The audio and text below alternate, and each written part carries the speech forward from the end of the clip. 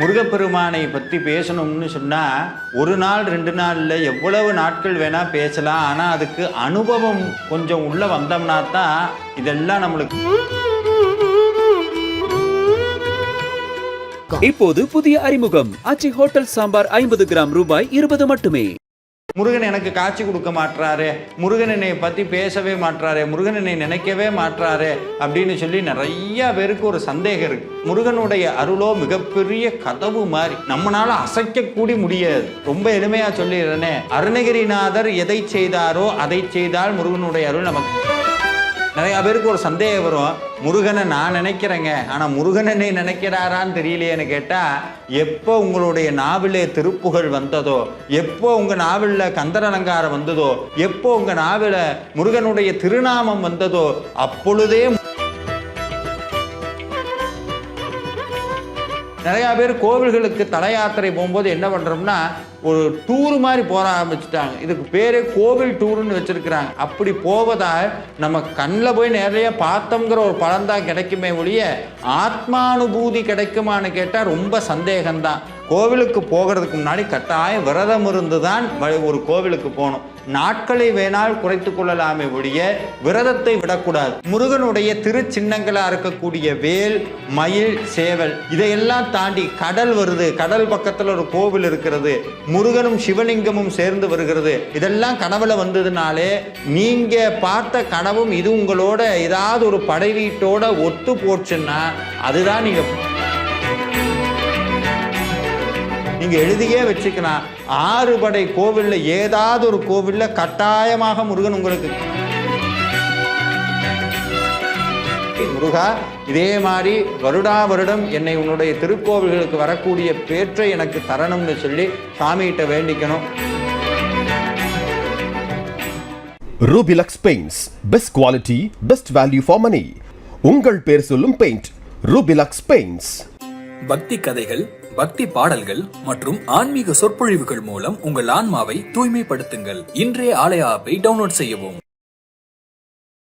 ஆன்மீக கிளிட்ஸ் நேயர்கள் அனைவருக்கும் என்னுடைய அன்பான வணக்கங்கள். வேலுண்டு வினையில்லை, மயிலுண்டு பயமில்லை, குகனுண்டு குறைவில்லை, கந்தனுண்டு கவலை இல்லை. முருகப்பெருமானை பற்றி பேசணும்னு சொன்னால் ஒரு நாள் 2 நாளில் எவ்வளவு நாட்கள் வேணால் பேசலாம். ஆனால் அதுக்கு அனுபவம் கொஞ்சம் உள்ளே வந்தோம்னா தான் இதெல்லாம் நம்மளுக்கு அனுபவம் சித்திக்கும். வெறுமனை கேட்டோம்னு சொன்னால் என்ன விருப்பம் பார்த்தாலும் முருகா முருகான்னு பேசிக்கிட்டே இருக்காரு, என்னதான் இருக்குது அப்படின்னு நம்மளுக்கு தோணும். ஆனால் இதுக்குள்ளே வந்ததுக்கப்புறம் இன்னும் பேசுங்க, இன்னும் பேசுங்க. நான் மட்டும் இல்லை, இப்போ நான் பேசுகிறேன்னா நான் இந்த வாய்ப்புக்குள்ளே இருக்கங்காட்டி எனக்கு பேசக்கூடிய அந்த வாய்ப்பை பகவான் கொடுத்துருக்கிறார். பேசாமல் எத்தனையோ அடியார்கள் இருக்கிறாங்க என்னை மாதிரி, அவங்களுடைய அனுபவம் எல்லாம் அவ்வளவு இருக்கிறது.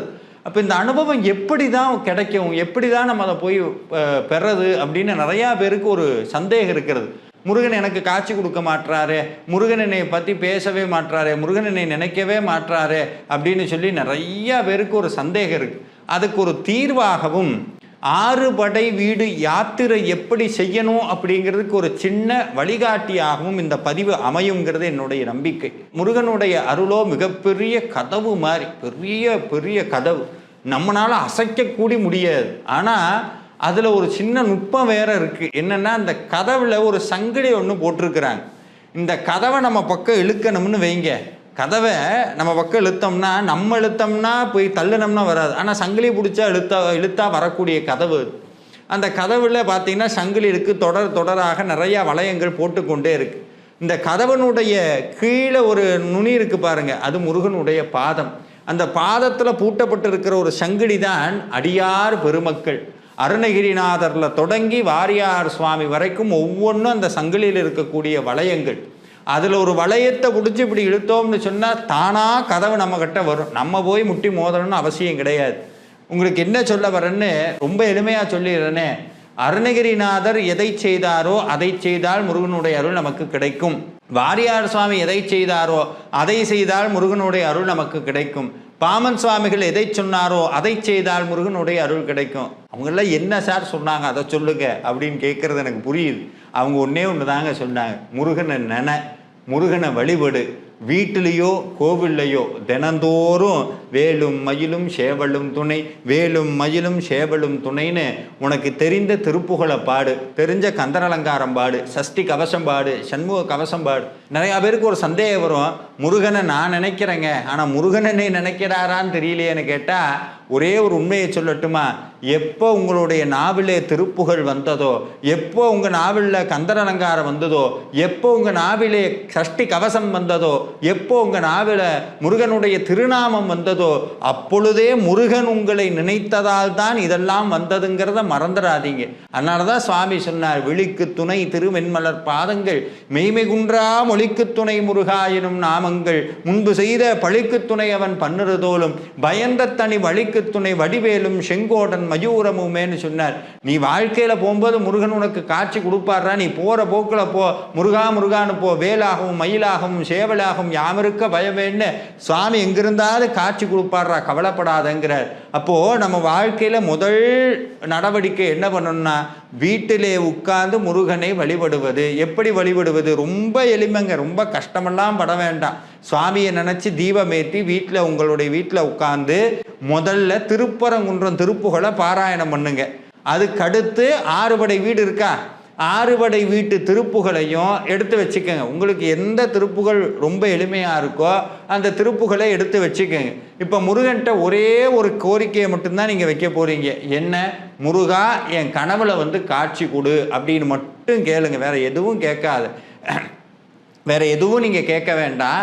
முருகா என் கனவுல காட்சி கொடுத்து ஆறுபடை வீட்டுக்கும் என்னை கூட்டிகிட்டு போகணுன்னு மட்டும் கேளுங்க. வேற எதுவும் நீங்கள் கேட்க வேண்டாம். சுவாமிகிட்ட தினந்தோறும் இந்த ஏதாவது ஒரு திருப்புகளை விண்ணப்பம் பண்ணுங்க. உங்கள் கனவுல காட்சி நிச்சயமாக கிடைக்கும். இதே இந்த வீடியோ கீழே எத்தனை பேர் பதிவு போடுறாங்கன்னு பாருங்கள்.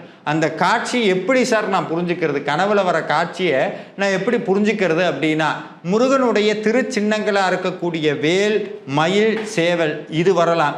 முருகனுடைய நிறங்களாக பெரும்பாலும் சொல்லக்கூடிய பச்சை நிறம், செந்நிறம் வரலாம். இதையெல்லாம் தாண்டி கடல் வருது, கடல் பக்கத்தில் ஒரு கோவில் இருக்கிறது, முருகனும் சிவலிங்கமும் சேர்ந்து வருகிறது, மரத்து பக்கத்தில் முருகன் இருக்கிறார், மரத்து பக்கத்தில் சிவனும் முருகனும் இருக்கிறார். இதெல்லாம் திருச்சின்னங்கள், திரு அடையாளங்கள். இதெல்லாம் கனவுல வந்ததுனாலே நீங்கள் முருகனுடைய கோவிலுக்கு செல்வதற்கு தயாராகி விட்டீர்கள் அப்படின்னு அர்த்தம். இப்போ கொஞ்சம் முயற்சி பண்ணீங்கன்னா இந்த ஆறுபடை வீட்டிலையும் உங்களுடைய கனவுல வந்த ஏதாவது அடையாளம் இருக்கான்னு முயற்சி பண்ணி தேடுங்க. இது எப்படி சார் தேடுறது? நாங்கள் எங்கே போய் தேடுறேன்னா, நீங்கள் நெட்டில் அடிச்சிங்கனாலே ஆறுபடை வீட்டினுடைய வரலாறு வரும். அதில் நீங்கள் பார்த்த கனவும் இது உங்களோட ஏதாவது ஒரு படை வீட்டோட ஒத்து போச்சுன்னா அதுதான் நீங்கள் போக வேண்டிய முதல் படை வீடு. அது திருப்பரங்குன்றமாக இருக்கலாம், திருச்செந்தூராக இருக்கலாம், ஏன் பழமுதிர்ச்சோலையாக வேணா இருக்கலாம். அங்கிருந்து தான் உங்களுடைய தல யாத்திரை ஆரம்பிக்க வேண்டும். அப்படி கொடுத்துட்டாருன்னா ஆறுபடை வீட்டுக்கும் நீங்கள் தாராளமாக போக தொடங்கலாம். ஆனால் அதற்கு முன்னாடி நம்ம வீட்டில் சொன்னனே அந்த வழிபாட்டை செய்யணும். அந்த வழிபாட்டோடு சில நியமங்களும் இருக்கிறது. இந்த ஆறுபடை வீட்டு ஸ்தல யாத்திரை மாதம் ஒரு கோவில் என்று வைத்து கொள்ளலாம். இல்லைன்னு சொன்னால் ஒரே முயற்சியில் 3-4 நாட்கள் இருந்து ஆறுபடை வீட்டையும் தரிசனம் பண்ணலாம். ஆனால் ஒன்று, முருகனுடைய உத்தரவு கிடைக்காம அந்த யாத்திரையை மேற்கொள்ள வேண்டாம்ங்கிறது என்னுடைய தாழ்மையான வேண்டுகோள். அந்த உத்தரவு எப்படி வாங்கிறதுன்னு நான் முன்னாடி சொன்னேன். அந்த உத்தரவு கிடச்சிருச்சு, பொதுவான சின்னங்களாக வந்துருச்சு, மயில் வந்துருச்சு, இல்லை வேல் வந்துருச்சு அப்படின்னாலே நீங்கள் தல யாத்திரையை தொடங்கி விடலாம். அது எப்படி உங்களுக்கு சௌகரியமோ. இப்போ உதாரணத்துக்கு நீங்கள் சென்னை பக்கத்தில் இருக்கீங்கன்னா திருத்தணியில் ஆரம்பித்து அப்படியே ஒவ்வொரு கோவிலாக தரிசனம் பண்ணிட்டு வரலாம். இல்லை நீங்கள் திருப்பரங்குன்றம் பக்கத்தில் இருக்கீங்கன்னா திருப்பரங்குன்றத்திலிருந்து ஆரம்பிக்கலாம். ஆனால் நான் போன பதிவிலேயே சொல்லியிருக்கேன், ஒவ்வொரு கோவில்லையும் எப்படி தரிசனம் பண்ணணும், என்ன திருப்புகள் பாடணுங்கிறதையெல்லாம் ரொம்ப சிறப்பாக சொல்லியிருக்கோம். அந்த திருப்புகளை எல்லாம் பாடி அந்தந்த கோவிலில் தரிசனம் பண்ணணும். இப்போ இந்த தல யாத்திரையை மேற்கொள்ளும் போது சில நியமங்களை கட்டாயம் கடைபிடிக்கணும். நிறையா பேர் கோவில்களுக்கு தல யாத்திரை போகும்போது என்ன பண்ணுறோம்னா ஒரு டூர் மாதிரி போக ஆரம்பிச்சுட்டாங்க. இதுக்கு பேரே கோவில் டூருன்னு வச்சுருக்கிறாங்க. அப்படி போவதால் நம்ம கண்ணில் போய் நிறைய பார்த்தோங்கிற ஒரு பலன்தான் கிடைக்குமே ஒழிய ஆத்மானுபூதி கிடைக்குமான்னு கேட்டால் ரொம்ப சந்தேகம்தான். அதுக்கு பேரே என்ன வச்சுருக்காங்க பாருங்கள், ஸ்தல யாத்திரைன்னு வச்சுருக்கிறாங்க. யாத்திரைன்னு சொன்னால் அதுக்கு சில நியமங்கள் இருக்கிறது. என்ன நியமங்கள்? இப்போ நீங்கள் சபரிமலைக்கு போகிறீங்கன்னா என்ன பண்ணுறோம், 48 நாள் விரதம் இருக்கிறோம். அதே தாங்க முருகனுடைய ஆறுபடை வீட்டுக்கு கோவிலுக்கு போகணும்னாலும் கட்டாயம் விரதம் இருந்து தான் போகணும். விரதம்னா என்ன அப்படின்னா உண்ணாமல் இருப்பதல்ல. அந்த ஒரு குறிப்பிட்ட நாள் எடுத்துக்கலாம், 45 நாட்கள் இல்லை 48 நாட்கள் 15 நாட்கள் எவ்வளவு முடியுதோ நீங்கள் ஆறுபடை வீட்டு கோவில்களுக்கு கிளம்புவதற்கு முன்பாக நீங்கள் ஒரு நாட்களை தேர்ந்தெடுத்து கொண்டு அந்த நாள் தொடங்கக்கூடிய நாள் சஷ்டியோ கிருத்திகையோ வெள்ளிக்கிழமையோ இல்லை செவ்வாய்க்கிழமையோ என்று வைத்து கொண்டு அந்த விரத நாட்களை ஆரம்பித்து விடலாம். இந்த விரத நாட்களில் அவசியமாக அசைவ உணவை தவிர்த்து விடுங்க. அசைவ உணவு வேண்டாம். பெரும்பாலும் வெளியில் சாப்பிடக்கூடிய உணவுகளையும் தவிர்த்து விடலாம். இல்லை நாங்கள் வெளியே தான் இருக்கிறோம், வெளியே தான் சாப்பிட்டாகணும்னா அதை தவிர்க்க முடியாத சூழலில் பிரச்சனை கிடையாது. ஆனால் முடிஞ்ச அளவுக்கு வெளி உணவுகளை தவிர்த்து விடுங்கள். உணவு வகையிலையுமே மிக எளிமையான உணவுகள், அதாவது சொல்ல போனோம்னா நம்மளுடைய உங்களுக்கு தெரியும் எளிமையான உணவுகள் எதுவும் தயிர் சாதம், பல வர்க்கம், அதுக்கப்புறம் ரொம்ப எளிமையாக ஜீரணமாகக்கூடிய உணவுகள். இந்த உணவுகளை எல்லாம் நம்மளுடைய உணவு பட்டியலில் சேர்த்து கொண்டு ஆடம்பரமான ரொம்ப எப்படி சொல்கிறது ருசித்து சாப்பிடக்கூடிய உணவுகள் எல்லாம் தவிர்த்தரணும் இந்த விரத நாட்கள். அந்த விரத நாட்களில் கட்டாயம் நம்ம செய்ய வேண்டியது இருவேளை வழிபாடு, காலை மாலை. எங்களால் முடியாதுங்கிறவங்க ஏதாவது ஒரு வேளையாவது வழிபாடு பண்ணலாம். அதே மாதிரி இந்த வழிபாடு பண்ணும்போது நான் நிறையா பதிவில் சொல்லியிருக்கேன், அந்த வழிபாடு எப்படி பண்ணணுங்கிறது. கட்டாயம் மலரிட்டு வழிபாடு பண்ணணும்.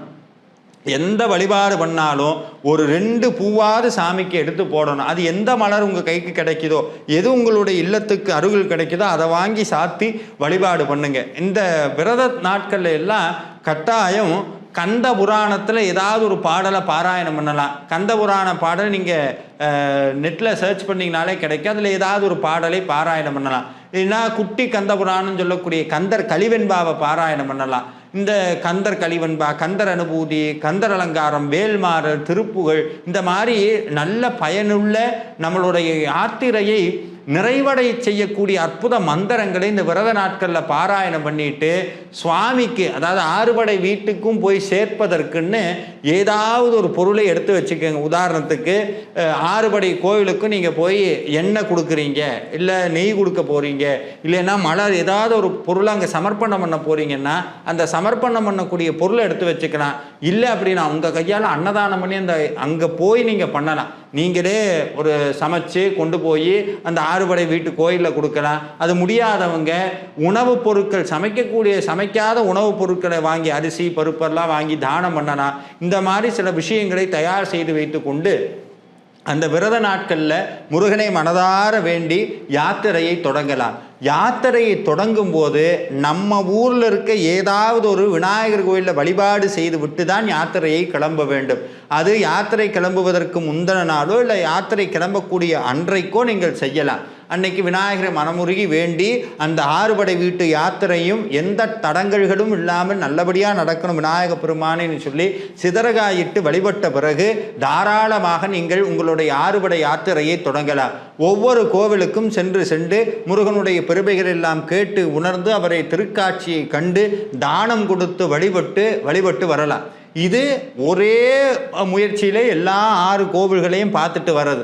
ஆனால் இந்த மாதம் போகிறோம்னு முடிவு பண்ணியிருக்கோம், இல்லைன்னா ஒரு குறிப்பிட்ட நாள் விட்டு ஒவ்வொரு கோயிலுக்கு போகலான்னு முடிவு பண்ணியிருக்கோம் அப்படின்னு முடிவு பண்ணுற அன்பர்கள் ஒவ்வொரு கோவிலுக்கும் விரதம் இருக்கணுமான்னு கேட்டால் வேண்டாம். ஒரு தடவை நீங்கள் கோவிலுக்கு போகிறீங்க அப்படின்னா நீங்கள் தாராளமாக முதல் தடவை கிளம்பும்போது அந்த யாத்திரையை அந்த விரதத்தை வைத்து ஒரு நெடுநாள் விரதம் 10 நாள் 5 நாள் விரதம் வச்சு யாத்திரையை தொடங்கிவிட்டு அடுத்தடுத்த படை வீட்டுக்கு 3 நாட்கள் 4 நாட்கள் 5 நாட்கள்னு உங்களால் இயன்ற விரத நாட்களை கடைபிடித்து ஒவ்வொரு கோவிலுக்கும் நீங்கள் போய் வழிபாடு பண்ணலாம். ஆனால் கோவிலுக்கு போகிறதுக்கு முன்னாடி கட்டாயம் விரதம் இருந்து தான் ஒரு கோவிலுக்கு போகணும்.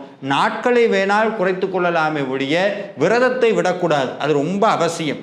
அதே மாதிரி இந்த 6 திருக்கோவில்களுக்கு போகும்போதும் போய் அங்கே வெளியே ஏதாவது சாப்பிட்றது கிடைக்கிறதெல்லாம் அங்கே தூக்கி குப்பை போடுறது அதெல்லாம் பண்ணாமல் முடிஞ்சளவுக்கு இறை சிந்தனையோடையே அந்த 6 திருக்கோவில்களையும் கண்டு மனமுருகி முருகப்பெருமானை வேண்டி தரிசனம் பண்ணோம்னு சொன்னால் வாழ்க்கையில் மறக்க முடியாத ஒரு பெரும் அனுபவமாக நீங்கள் எழுதியே வச்சுக்கலாம். 6 படை கோவிலில் ஏதாவது ஒரு கோவிலில் கட்டாயமாக முருகன் உங்களுக்கு காட்சி தருவார், ஏதோ ஒரு வடிவில் காட்சி தருவார். 6 கோவில்லையும் போய் உட்கார்ந்து வேல்மாறல் பாராயணம் பண்ணுங்க. தனித்து வழி நடக்கும் எனதிடத்தும் ஒரு வளத்தும் இரு புறத்துமர் கடுத்திரவு பகற்றது துணையதாகும்னு முருகனை சொன்னீங்கன்னா சாமி எங்கேயோ இருந்து உங்களுக்கு காட்சி கொடுப்பார். சொல்ல முடியாத அற்புதங்களை எல்லாம் நிகழ்த்துவார். இந்த 6 கோவில்களையும் தரிசனம் பண்ணக்கூடிய முறை இதுதான். அதாவது விரதம், வழிபாடு, 6 படை திருக்கோவிலினுடைய யாத்திரை.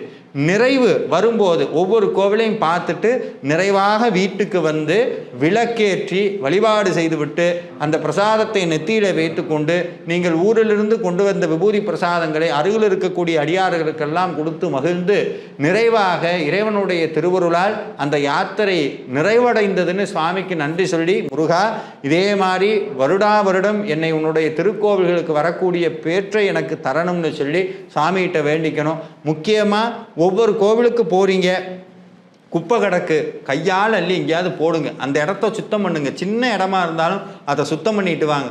கோவிலுக்கு போனீங்கன்னா வெறுங்கையோ வீசிட்டு வராதிங்க. கோயிலில் சுவாமிக்கு ஏதாவது கொடுங்க, அர்ச்சகருக்கு ஏதாவது கொடுங்க, அங்கே ஓதுவா மூர்த்திகள் இருக்காங்களா அவங்களுக்கு ஏதாவது கொடுங்க, நாதஸ்வர கலைஞர்கள் இருக்காங்களா அவங்களுக்கு ஏதாவது கொடுங்க, கூற்ற அம்மா இருக்காங்களா அவங்களுக்கு ஏதாவது வாங்கி கொடுங்க.